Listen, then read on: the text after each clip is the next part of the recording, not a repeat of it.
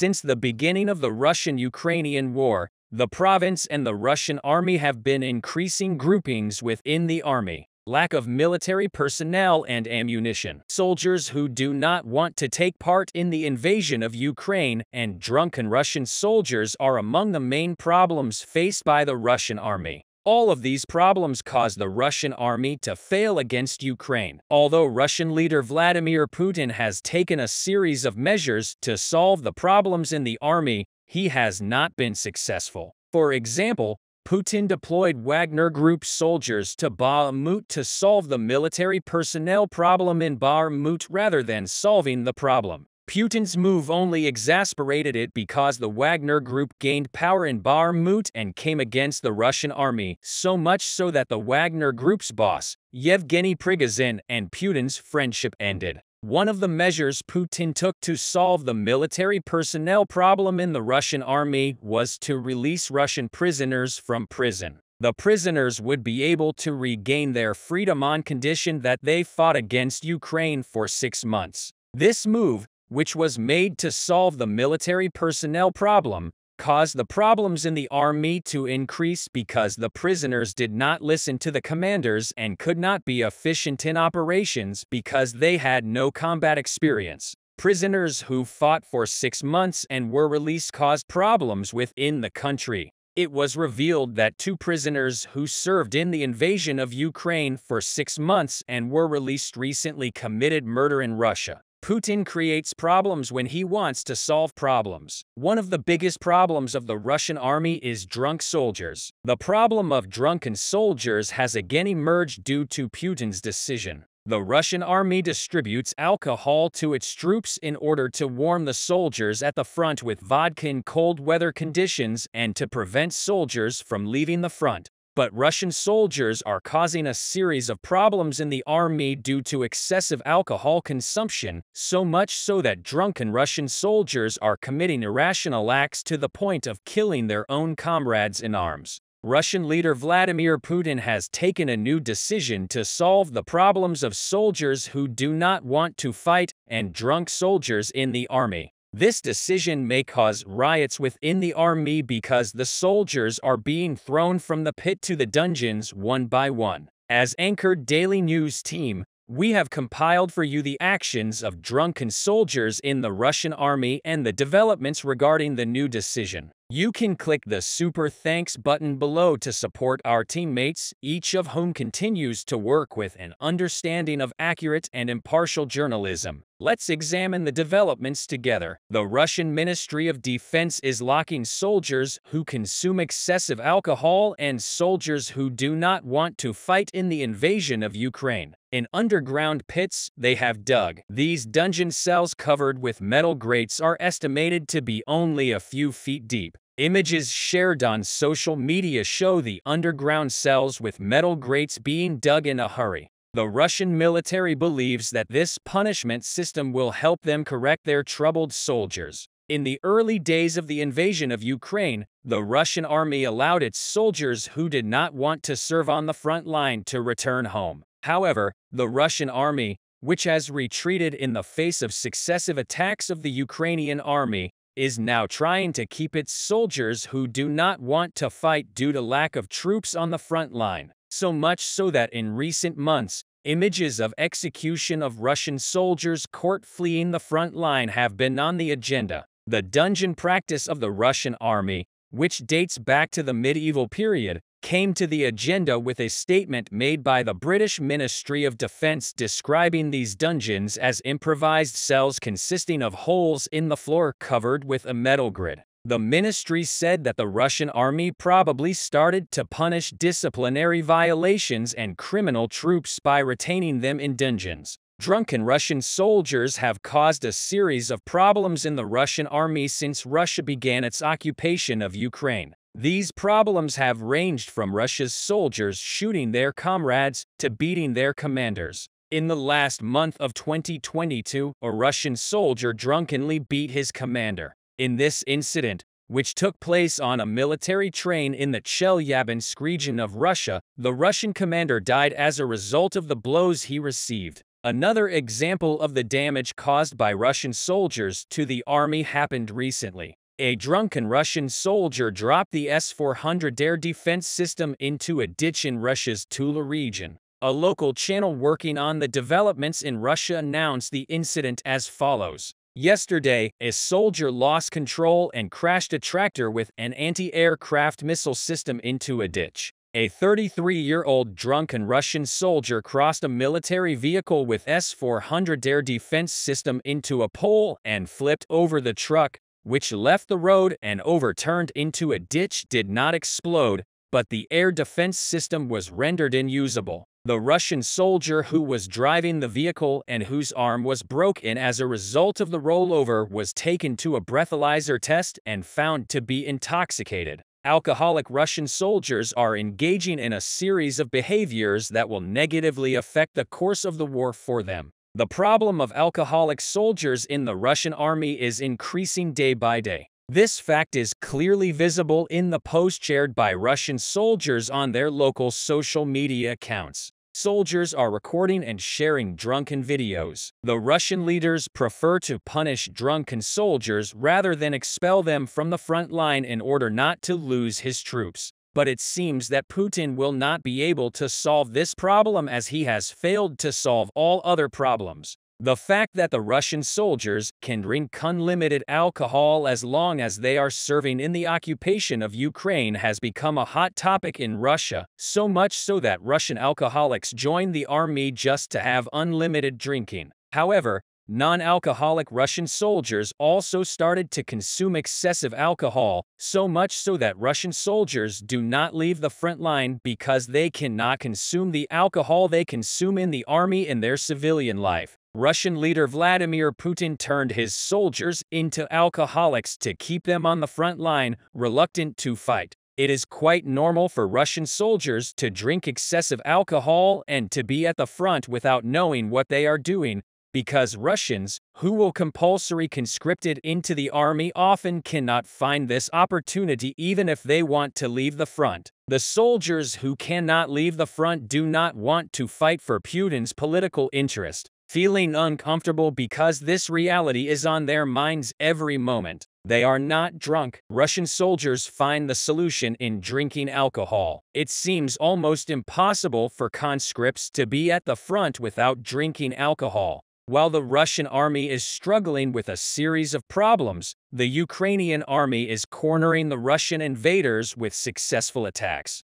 In contrast to the Russian army soldiers who do not want to fight and are alcoholics, the Ukrainian army has soldiers who fight for the independence of their land with firm belief in victory. This difference alone shows the strength of the armies and their proximity to victory. Because the strength of an army is not measured by the number of soldiers it has, but by the number of soldiers who believe in victory. The Russian army, which is being depleted day by day, may wave the white flag during the upcoming counterattack by the Ukrainian army. Reluctant soldiers and drunken soldiers in the Russian army can also trigger this development. Drop played an increasingly important role in Ukraine's war against Russian invaders. From off-the-shelf consumer quadcopters to exploding drones made in Iran and retrofitted Soviet-era and crewed fixed-wing aircraft capable of reaching Moscow, Ukraine wants more drones and bigger ones to overcome Russia's numerical advantages in troops and armaments. So on Wednesday, Kiev launched an initiative to ramp up research and development of drones and other technology for use in battle,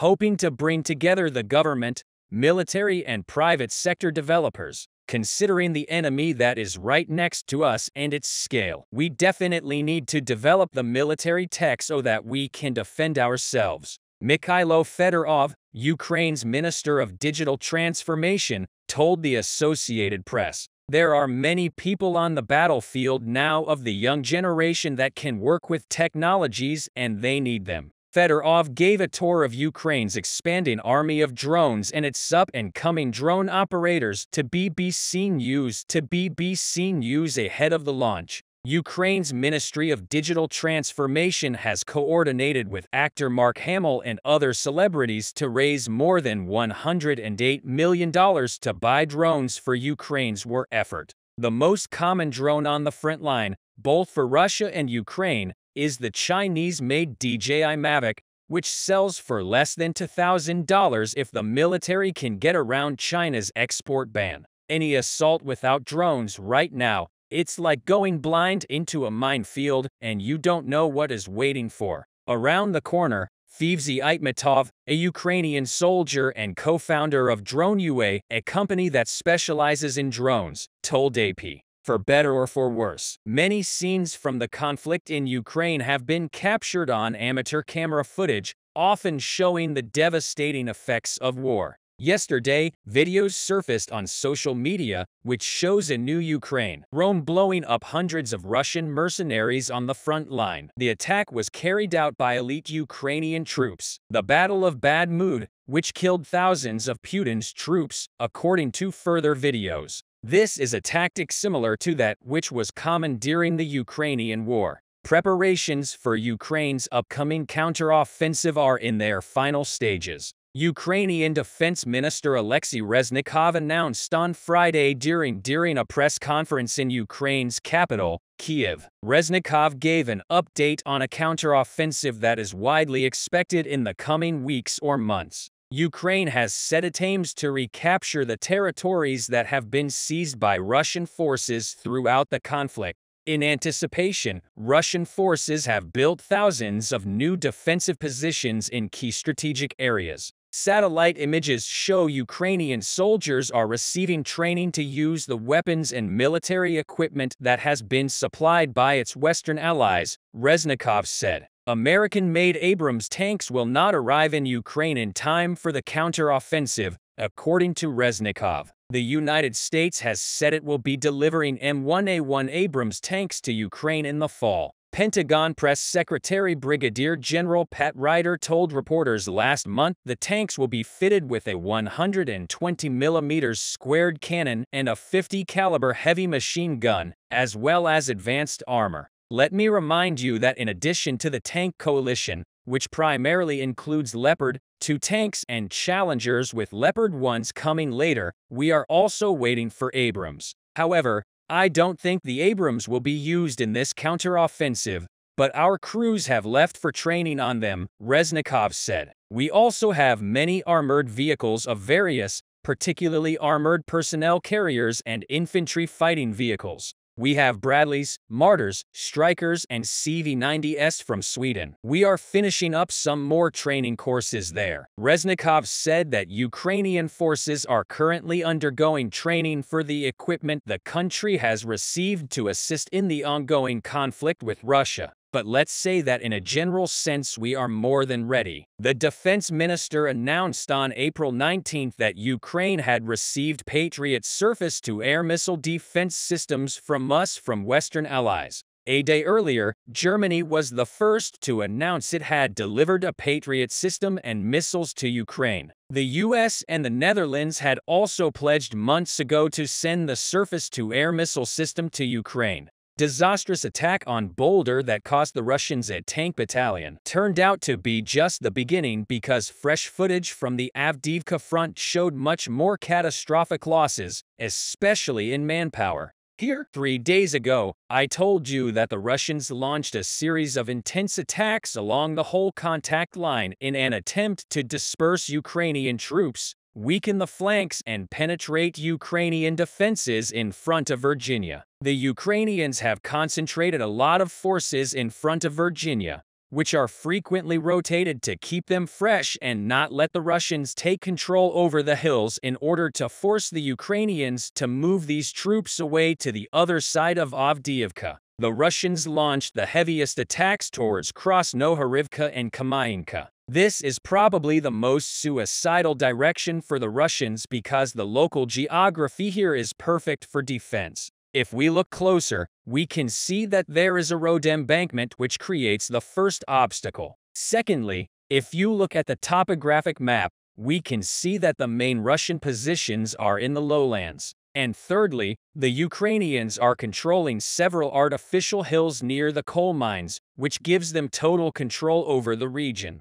These hills play a crucial role during the defense of Kamiansk, which the Russians can attack from Yas-Inuvata. As a result, during the first wave of attacks, the Russians lost 10 armored fighting vehicles, including 2 tanks and a whole platoon of killed in action. During the second wave of attacks, the Russians decided to save armored vehicles and sent more infantry into the fields, which resulted in the losses of 3 armored vehicles, including 2 tanks and another whole platoon of killed in action. The next wave of attacks were lighter, but in total, the Russians lost around 40 armored vehicles, including 7 tanks and hundreds of troops killed in action. And talking about the whole Ukraine, Russian losses continue to stay at around 1,000 soldiers killed per day. Interestingly, a Russian soldier that is operating in this region said that since the beginning of this war, the Russians lost around 3 brigades worth of armor only between Krasnohorivka and Kamianka.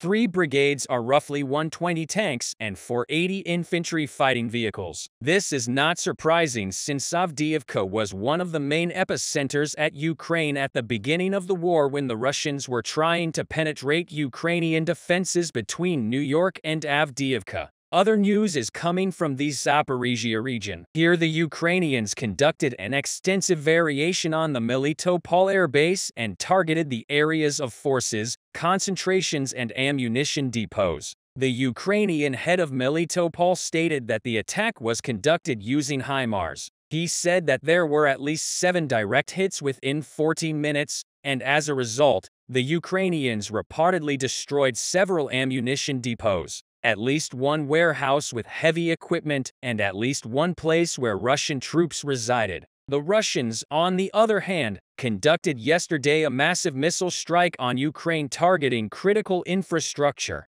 Ukrainian military sources reported that Russian forces launched over 100 missiles against critical and civil infrastructure throughout Ukraine. The Ukrainian General Staff noted that Ukrainian air defense intercepted 61 of the cruise missiles. Overall, after deploying mobilized soldiers from Belarus to Ukraine, the Russians seem to have become less cautious with their resources and tried to take Ukrainian positions by overwhelming them with manpower, even though this tactic worked in solidarity. The Ukrainians seem to have rapidly adapted and did not allow the Russians to carry out the same operations around Volodar and Avdiivka. And also, while the Russians are targeting critical infrastructure with the goal of collapsing Ukrainian logistics, the Ukrainians are already creating logistical problems for the Russians by constantly targeting Russian bases with HIMARS rockets.